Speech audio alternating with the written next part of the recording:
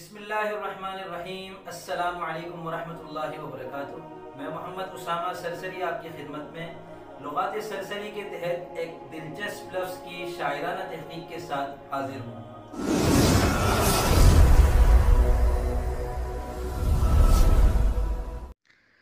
लुगात सरसरी के तहत आज का लफ्ज़ है इहाता।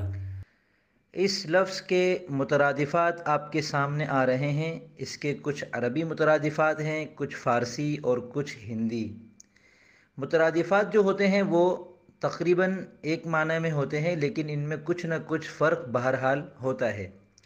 ये फ़र्क लुगात के ज़रिए से आपको मालूम हो सकता है। इस लफ्ज़ का अरूज़ी वज़न है फ़ऊलन और इस लफ्ज़ का रवी है अलिफ़। इसके हम वज़न काफ़िये और तजनीसी काफ़िये भी आपके सामने आ रहे होंगे।